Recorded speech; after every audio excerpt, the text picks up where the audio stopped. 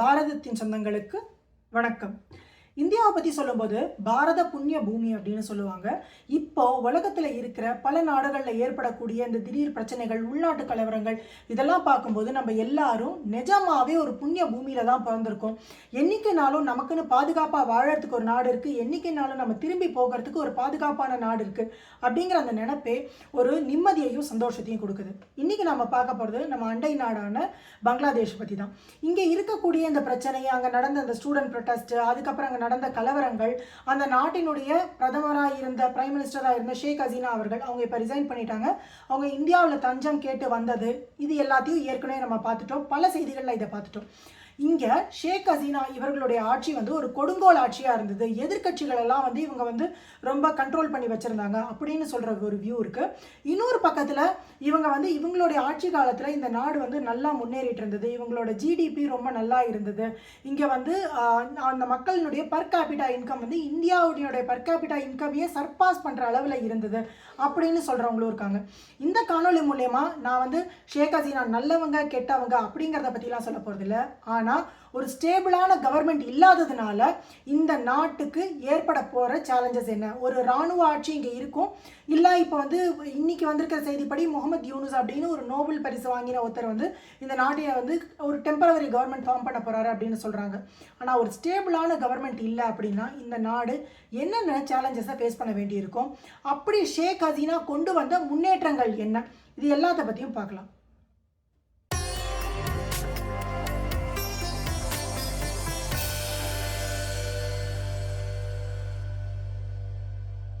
ஷேக் ஹசீனாவை பற்றி அதிகமாக சொல்ல வேண்டிய அவசியம் இல்லை. அவங்க அந்த நாட்டினுடைய ஃபவுண்டிங் ஃபாதர் அப்படின்னு சொல்லப்படுற ஷேக் முஜிபுர் ரஹ்மான் அவர்களுடைய மகள் தான். ஒரு காலகட்டத்தில் அந்த குடும்பத்தில் எல்லாரும் கொல்லப்படுறாங்க. ஷேக் ஹசீனா மட்டும் பாக்கி இருக்காங்க. 5 முறை எலெக்ஷனில் ஜெயிக்கிறாங்க. அவங்க தான் ஆட்சியில் இருக்காங்க. 2024 அவங்க பார்ட்டி திரும்ப ஃபுல் மெஜாரிட்டியோட அவங்க ஜெயிச்சு வராங்க. ஆனால் இவங்க ஜெயிச்சு வரதுக்கு முன்னாடியே பல அந்த அமெரிக்க ஊடகங்கள் இல்லைனா வெஸ்டர்ன் ஊடகங்கள்லாம் பார்த்தீங்கன்னா இந்த நாட்டில் எலெக்ஷன் ஃபேராக நடக்குமா, நல்ல முறையில் நடக்குமா, இந்த மாதிரி பல கேள்விகளை எழுப்பியிருந்தாங்க. இங்கே ஷேக் ஹசீனா திரும்ப ஆட்சிக்கு வரது அப்படிங்கிறது இந்த வெஸ்டர்ன் கண்ட்ரீஸ்க்கு பிடிக்கல அப்படிங்கிறது கிளியராக தெரிஞ்சுது. இப்போ நடந்த இந்த போராட்டங்கள், இந்த ப்ரொட்டஸ்ட் எல்லாத்துலேயுமே பார்த்தீங்கன்னா சிஐஏவோட அந்த ஈடுபாடு இருக்குது, மறைமுகமாக அவங்களோட கை இதில் இருக்குது அப்படிங்கிறத பல ஊடகங்கள் சொல்லிட்டு இருக்காங்க. பல எவிடன்சஸையும் அதுக்காக கொடுத்துட்ருக்காங்க. இதுக்கப்புறம் இந்த போராட்டங்கள் ஒரு லெவலில் கைமீறி போகுது. இங்கே ஷேக் ஹசீனா அவர்கள் பண்ண தவறு என்ன அப்படின்னா, அந்த இடத்துல நிலைமை கட்டுக்கடங்காமல் போகும்போது அவங்க சுட ஆரம்பிக்கிறாங்க. சுட ஆரம்பிக்கும் போது பல பேரோட உயிர்கள், அதுவும் மாணவர்கள் அப்படிங்கிறவங்களோட அந்த சமூகம், அது மாணவர்கள் மட்டும்தானா இல்லை அந்த பேரில் போராட்டக்காரர்கள் உள்ளே இருந்தாங்களான்னு தெரியல. ஆனால் அவங்க கொல்லப்படும் போது இது இந்த ப்ரொட்டஸ்ட் இன்னும் வயலண்ட்டாக மாறுது. ஒரு நிலைமையில் அந்த நாட்டினுடைய அந்த பிரைம் மினிஸ்டருடைய வீட்டை கூட இவங்கெல்லாம் போய் அட்டாக் பண்ணுற நிலைமை ஏற்படுது. எல்லாரும் அவங்க வீட்டுக்குள்ளே போகிறாங்க. வீட்டுக்குள்ளே போயிட்டு அங்கே இருக்கக்கூடிய பொருள்களெல்லாம் நேற்றுக்கு எடுத்துகிட்டு வர்றது, அங்கே வீட்டை சூறையாடுறது, அவங்களுடைய உடைகளெல்லாம் எடுத்துகிட்டு வர்றது, இந்த மாதிரியான ரொம்ப தரமற்ற அந்த சம்பவங்களையும் நம்மளால் பார்க்க முடியுது. ஸோ அந்த நாடு இப்போ இராணுவத்தினுடைய ஆட்சியில் இருக்குது. இன்றைக்கி வந்திருக்கிற செய்திப்படி முகமது யூனுஸ் அப்படிங்கிற ஒரு முன்னாள் அந்த நோபல் பரிசு வாங்கினவர், இவர் ஒரு ப்ரோ அமெரிக்கன் பர்சன். இவர் ஒரு டெம்பரவரி கவர்மெண்ட்டை ஃபார்ம் பண்ண போகிறாரு அப்படின்னு சொல்லியிருக்காங்க. ஸோ இது அமெரிக்காவினுடைய கை, இது அதனால தான் இந்த ப்ரொட்டஸ்ட் நடந்திருக்கும் அப்படின்னு சொன்னால், இந்த இடத்துல ஒரு ப்ரோ அமெரிக்கன் பர்சன் அந்த நாட்டினுடைய இப்போ அந்த டெம்பரவரி கவர்மெண்ட்டை ஃபார்ம் பண்ணுறது அப்படிங்கிறது அமெரிக்காவோட அஜெண்டாவை ஃபுல்ஃபில் பண்ண மாதிரி தான் இருக்கும். இந்த இடத்துல இந்த கடந்த சில ஆண்டுகளில் இந்த பங்களாதேஷில் ஏற்பட்டிருக்கக்கூடிய வளர்ச்சிகள், ஷேக் ஹசீனா அப்படிங்கிறவங்க எதிர்கட்சிகள் எல்லாம் பயங்கரமாக கண்ட்ரோலில் தான் வச்சுருந்தாங்க அப்படின்னு சொன்னால் கூட இவங்க என்னென்ன விஷயத்தை அந்த நாட்டுக்கு நல்லது பண்ணியிருக்காங்க அப்படிங்கிறத பார்க்கணும். 1971 தான் இது ஒரு தனி நாடாக உருவாச்சு. இந்த நாட்டினுடைய ஜிடிபி அப்படின்னு சொல்லக்கூடிய அந்த பொருளாதார வளர்ச்சி கடந்த சில ஆண்டுகளாக பார்த்தீங்கன்னா 6-8% ஒரு நல்ல சதவிகிதம், ஒரு வளர்ந்து வர நாட்டுக்கான ஒரு நல்ல சதவிகிதத்தில் இந்த நாடு மெயின்டைன் ஆகிருக்கு. இந்த நாட்டினுடைய முக்கியமான எக்ஸ்போர்ட் அப்படின்னு பார்த்தீங்கன்னா இந்த கார்மெண்ட்ஸு. இந்த கார்மெண்ட்ஸில் உலகத்திலேயே 2வது மிகப்பெரிய எக்ஸ்போர்ட்டராக இந்த பங்களாதேஷ் இருந்திருக்கு. அதே மாதிரி பார்த்தீங்கன்னா இன்ஃப்ராஸ்ட்ரக்சர் அப்படிங்கிற விதத்தில் இவங்க இன்ஃப்ராஸ்ட்ரக்சருக்கு நிறையாவே பண்ணியிருக்காங்க. குறிப்பாக இந்த பத்மா பிரிட்ஜ் அப்படின்னு சொல்லக்கூடிய அந்த ஒரு மிகப்பெரிய பிரிட்ஜ், அந்த இன்ஃப்ராஸ்ட்ரக்சர், அதே மாதிரி டாக்கால ஒரு மெட்ரோ ரயில் கொண்டு கொண்டு வருது. இந்த மாதிரி பல விஷயங்கள், பல இன்ஃப்ராஸ்ட்ரக்சருக்கான விஷயங்களையும் இவங்க வந்து அதிகமாக ஆர்வம் செலுத்தியிருக்காங்க. அதே மாதிரி பார்த்தீங்கன்னா இந்த ரெடிமேட் கார்மெண்ட்ஸ் அப்படிங்கிறதுல வந்து நான் சொன்ன மாதிரி உலகத்திலேயே 2வது அதிகப்படியான எக்ஸ்போர்ட்டர். அமெரிக்காவில் கூட நான் பல கடைகளில் பார்த்துருக்கேன் மேட் இன் பங்களாதேஷ், ஏன்னா made in Guatemala, made in Vietnam அப்படின்னுலாம் இருக்கும். அந்த அளவுக்கு ஈக்குவலாக மேட் இன் பங்களாதேஷ் அப்படின்னு சொல்லியும் இங்கே ட்ரெஸ்ஸஸ் இருக்கும் பல கடைகளில், நானே அதை பார்த்துருக்கேன். ஸோ அந்த மாதிரி ஒரு மிகப்பெரிய எக்ஸ்போர்ட்டராக அவங்களுக்கு அது ஒரு முக்கியமான தொழிலாகவே இருந்தது. அதே மாதிரி இவங்கள உலகமே உற்று நோக்கின ஒரு விஷயம் என்ன அப்படின்னு சொன்னால் 2017 அண்டை நாடான மியான்மரில் பிரச்சனை வருது. அங்கே வந்து ஒரு இராணுவ ஆட்சி ஏற்படுது.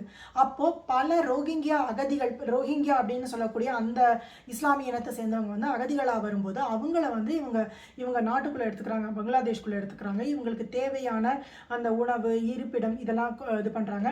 அது மட்டும் இல்லாமல் இவங்களை வந்து இந்த மாதிரி நாட்டை விட்டு துரத்தக்கூடாது அப்படின்னு சொல்லி பல டிப்ளமேட்டிக் ப்ரெஷர்ஸை வந்து இவங்க மியான்மருக்கு கொடுக்குறாங்க. யூஎன் கிட்டேயும் இதை வந்து ஒரு கோரிக்கையாக வைக்கிறாங்க. உங்களுடைய ரிலீஃப் அந்த மெட்டீரியல்ஸ் எல்லாம் எங்களுக்கு இது பண்ணுங்கள், இங்கே நாங்கள் பல பேரை வச்சுருக்கோம், பல பேரை வந்து இந்த இடத்துல நாங்கள் ரெஃப்யூஜியாக கொண்டு வச்சுருக்கோம், இதுக்கான உதவிகள்லாம் தேவை அப்படின்னு இவங்க வந்து இந்த ரெஃப்யூஜிஸை வந்து ஹேண்டில் பண்ண விதம் அப்படிங்கிறது வந்து உலகமே இவங்களை பாராட்டியிருக்கு. இது வந்து ஒரு இஸ்லாமிய நாடாகவே இருந்தாலும் அந்த அடிப்படை இஸ்லாம் இல்லைனா வந்து ரொம்ப அடிப்படைவாதத்தை இவங்க எந்த விதத்தையும் ஆதரிக்கவே இல்லை. அது மாதிரியும் இந்தியாவிலேருந்து பிரிஞ்சு போன நாடு, இந்தியாவுக்கு எதிரான மனநிலை உள்ள மக்கள் அப்படின்னாலும், இப்போ இன்னி வரைக்கும் பாகிஸ்தான் அப்படின்னா பாகிஸ்தான் மக்களுக்கான மனநிலையும் என்னவா இருக்குது, இந்தியா அப்படின்னா எதிரி அப்படிங்கிற அந்த மனநிலையை தாண்டி பங்களாதேஷ் அப்படிங்கும்போது ஒரு நட்பு கரம் நீட்டுற அந்த ஒரு இடத்துல தான் வந்து ஷேக் ஹசீனா இருந்தாங்க. இந்தியா, அதுவும் குறிப்பாக நரேந்திர மோடி அவர்களுடைய, நம்மளுடைய பிரைம் மினிஸ்டரோட ஒரு நல்ல ஒரு நட்பு உறவில் தான் இருந்தாங்க. இந்தியாவுக்கு வந்தாங்க, போன வருடம் கூட இந்தியா வந்திருந்தாங்க. நம்மளுடைய பிரதமரும் அந்த நாட்டினுடைய பிரதமராக இருந்த ஷேக் ஹசீனாவும் மீட் பண்ணாங்க. இந்தியாவுக்கு ஒரு நல்ல நட்பு நாடாக தான் இருந்தாங்க. ஏன்னா நெய்பர்ஹுட் ஃபர்ஸ்ட் அப்படிங்கிறது இந்தியாவோட பாலிசி அப்படிங்கிறதுனால ஒரு நல்ல நட்போட தான் இருந்தாங்க. இன்னும் சொல்லப்போனால் அகூரா அகர்தலா அப்படின்னு சொல்லி ஒரு ரயில் ரோட் ப்ராஜெக்ட் எல்லாம் வந்து இந்தியாவும் அந்த நாடும் சேர்ந்து பண்ணிட்டு இருந்தாங்க. இதன் மூலியமாக நம்மளுடைய அந்த லாஜிஸ்டிக் செலவு, இதன் மூலியமாக நம்ம அங்கே இருக்கக்கூடிய அந்த சிட்டகாங் போர்ட்டுக்கு வந்து நம்மளுடைய பொருட்கள் எல்லாம் அனுப்ப முடியும், அதனால நம்மளுடைய லாஜிஸ்டிக்ஸ் செலவு குறையும் அப்படின்னு சொல்லி இந்த மாதிரி ப்ராஜெக்ட்ஸ்லாம் போயிட்டு இருந்தது. இந்தியாவினோட ஒரு சுமூகமான ஒரு போக்கை தான் இவங்க கடைப்பிடிச்சிட்டு இருந்தாங்க. ஆனால் இவங்க இந்த கான்ஸ்பிரசி தியரி எல்லாத்துக்கும் பின்னாடி எதனால இவங்களுடைய கவர்மெண்ட் டாப்பிள் பண்ணாங்க அப்படின்னு பார்க்கும்போது, ஒரு அமெரிக்கா வந்து இவங்க கிட்ட ஒரு அமெரிக்கன் பேஸை கொண்டு வந்துக்கணும், இவங்க நாட்டுக்கு உட்பட்ட ஒரு தீவில் கொண்டு வரணும்னு கேட்டதாகவும், அதை வந்து ஷேக் ஹசீனா மறுத்ததாகவும், அதனால தான் இந்த கவர்மெண்ட்டை வந்து இவங்க வந்து டாப்பிள் பண்ணிட்டாங்க அப்படின்னு சொல்லி ஒரு கான்ஸ்பிரசி தியரி இருக்குது. இது கான்ஸ்பிரசி தியரியா இல்லை இதுதான் உண்மையா அப்படின்னு தெரியல. ஆனால் பல இந்த ஜியோபாலிட்டிக்ஸ் ஃபாலோ பண்ணக்கூடிய பல பேர் வந்து அவங்களோட வியூஸாக இதை பல சோஷியல் மீடியாவில் போட்டிருக்காங்க. இன்னைக்கு இந்த பிரச்சனையெல்லாம் நடந்து இப்போ அங்கே இருக்கிற கவர்மெண்ட்டை வந்து இவங்க ஒன்றும் இல்லாமல் பண்ணிட்டாங்க. ஒரு நாட்டினுடைய பிரைம் மினிஸ்டரை நாட்டை விட்டு ஓடுற நிலைமை, உயிருக்கு பயந்து இன்னொரு நாட்டுக்கு வந்து தஞ்சம் கேட்டு வர நிலைமைக்கு அந்த நாடு வந்துருச்சு. இது மட்டும் இல்லை, இதுக்கு முன்னாடி 16 வாட்டி கிட்டத்தட்ட வந்து ஷேக் ஹசீனா அவர்களை வந்து அசாசினேட் பண்ணுறதுக்கு, அவங்கள வந்து கொலை முயற்சி அவங்க மேலே நடந்திருக்கு. ஆனால் அவங்க அது எல்லாத்தையுமே தப்பிச்சு தான் வந்திருக்காங்க. இன்றைக்கி அந்த நாடு பார்க்கக்கூடிய முதல் சேலஞ்ச் என்ன, அந்த நாட்டில் இருக்கக்கூடிய மைனாரிட்டிஸ். ஏற்கனவே பங்களாதேஷில் அவங்க விடுதலை அடையும் போது இருந்த மைனாரிட்டிஸ் வந்து 13-14% இருந்திருக்காங்க. மைனாரிட்டிஸ் அப்படின்னு சொல்லும்போது அந்த நாட்டில் ஹிந்துஸு, கிறிஸ்தவர்கள், மற்ற கம்யூனிட்டிஸ் எல்லாம் தான் மைனாரிட்டிஸ். இன்றைக்கி அவங்க வந்து less than 3% 4% தான் இருக்காங்க.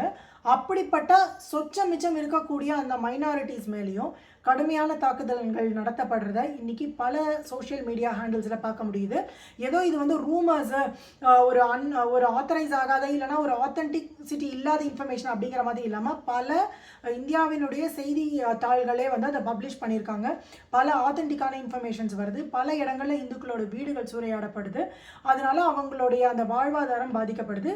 அந்த லைப்ரரியை கொளுத்திருக்காங்க. அங்கே இருக்கக்கூடிய பாராளுமன்றத்துடைய கட்டிடத்தில், பார்லிமெண்ட்டுக்குள்ளே மக்கள் எல்லாம் உள்ள ஸ்டாம் பண்ணி உள்ளே போயிட்டு அங்கே எல்லாரும் உட்காந்துருக்காங்க. பிரைம் மினிஸ்டரோட வீட்டுக்குள்ளே போயிருக்காங்க. வீட்டுக்குள்ளே போயிட்டு அங்கே இருக்கிற சாமானெல்லாம் எடுத்துகிட்டு வராங்க. அதாவது ஒரு கம்ப்ளீட்டாக கண்ட்ரோலே இல்லாமல் ஒரு பர்பாரிக்கான நிலைமையில் அந்த நாடு இப்போ மாறி இருக்கு.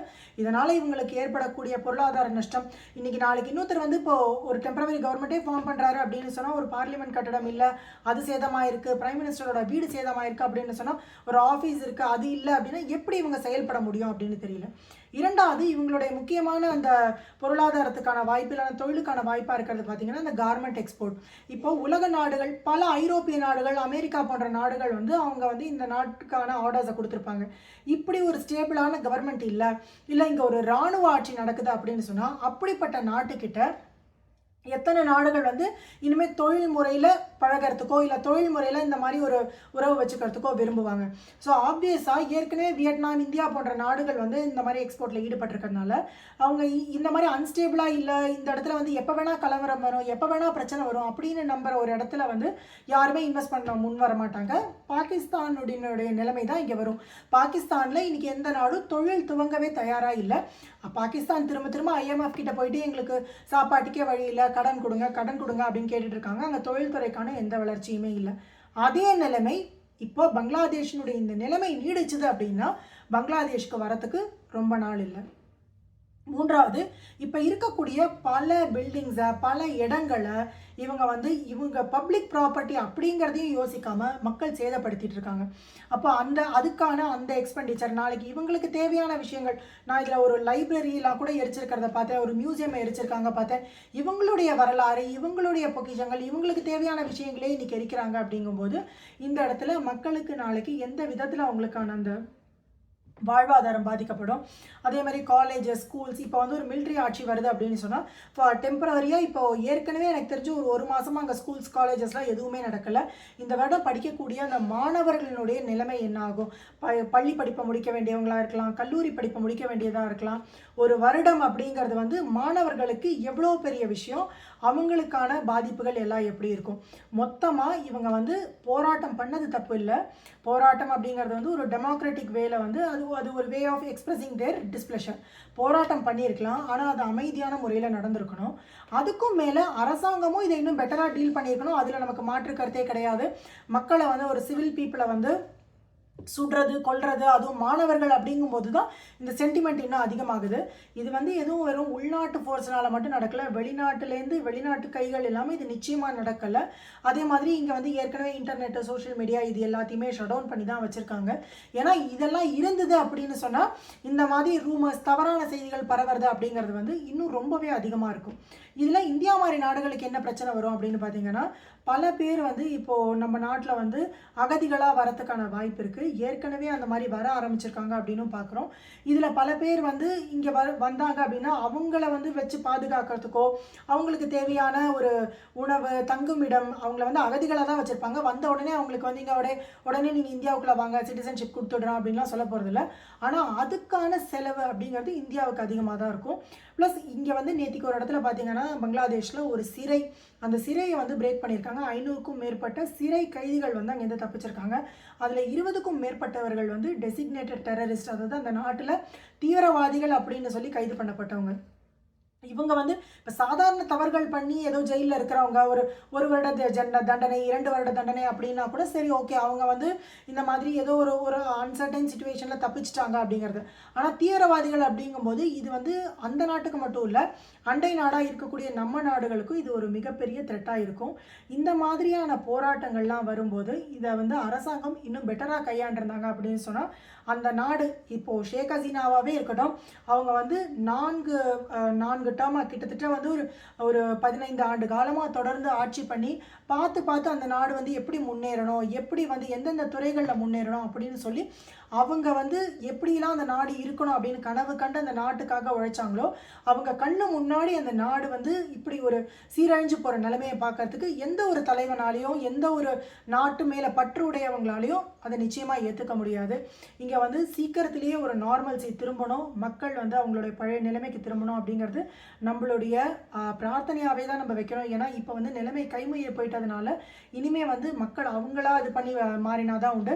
ஏன்னா திரும்ப இராணுவம் எடுத்திருக்கிறதுனால இராணுவமும் பலவந்தமாக எதையாவது முயற்சி பண்ணாங்க அப்படின்னா இன்னும் உயிர் சேதங்கள் தான் அதிகமாகும். மக்கள் அவங்களுடைய நிலைமையை உணர்ந்து இந்த சோஷியல் மீடியா இல்லை ஏதோ வந்து தூண்டி விடுறவங்களுடைய அந்த வார்த்தைகள் அதெல்லாத்தையும் விட்டு ஒரு நார்மல் வாழ்க்கைக்கு திரும்பணும். இந்த போராட்டங்கள்லாம் முடிஞ்சதுக்கப்புறம் நாளைக்கு என்னுடைய வாழ்வாதாரம் என்ன பண்ணுறது, என்னுடைய கடை என்னாகும், என்னுடைய தொழில் என்னாகும், என்னுடைய வேலை என்னாகும், நான் நேற்று வரைக்கும் வேலை பார்த்துட்டு இருந்த கார்மெண்ட்ஸ் ஃபேக்ட்ரி எனக்கு எரிச்சிட்டாங்களே, என்னுடைய வேலை என்னாகும், இந்த மாதிரியாக யோசிக்க வேண்டிய அவசியம் எல்லாருக்கும் இருக்குது. இந்த மாதிரி எந்த விதமான ஒரு பாதிப்பும் இல்லாமல் இந்தியாவிலேயே போராட்டங்கள்லாம் நடக்கும். நம்ம விவசாயிகள் போராட்டங்கள்லாம் பார்த்துருக்கோம். ஆனால் எல்லாமே பார்த்தீங்கன்னா கவர்மெண்ட் அதை டீல் பண்ணுற விதமும் சரி, மக்கள் போராட்டம் நடத்துகிற விதமும் சரி, எல்லாமே ஒரு அளவுக்கு மேலே போகாமல் பார்த்துக்கிறது அப்படிங்கிறது வந்து நம்ம நம்ம நாட்டில் இருக்கக்கூடிய இந்த டெமோக்ரஸி அப்படிங்கிறத நம்ம ரொம்ப பெருமையாக, உலகத்தினுடைய மிகப்பெரிய டெமோக்ராட்டிக் நேஷன் அப்படிங்கிறத இப்போ நம்ம வந்து ரொம்ப பெருமையாகவே சொல்லிக்கலாம். இதற்கெல்லாம் அடிப்படையாக இருக்கக்கூடியது அப்படிங்கிறது நம்ம ஆண்டாண்டு காலமாக இல்லை பல தலைமுறைகளாக நம்ம ஃபாலோ பண்ணிட்டு வர நம்மளுடைய அந்த வேல்யூஸ் அப்படிங்கிறதுல வந்து யாருக்குமே மாற்று கருத்தே இருக்க முடியாது. இந்த ப்ரொட்டஸ்ட், இதனால நடந்த நிகழ்வுகள், இந்த நாடுகள் சந்திக்க போகிற, அது குறிப்பாக அந்த பங்களாதேஷ் சந்திக்க போகிற இந்த எதிர்காலத்தில் இவங்க சந்திக்க போகிற விளைவுகள் என்னவா இருக்கும் அப்படிங்கிறத பற்றினா உங்களுடைய கருத்துக்களை கமெண்ட்ஸில் சொல்லுங்கள். ஆக்கப்பூர்வமான விஷயங்களை பேசி நல்ல மாற்றங்களை கொண்டு வருவோம். நன்றி, வணக்கம், ஜெய்ஹிந்த்.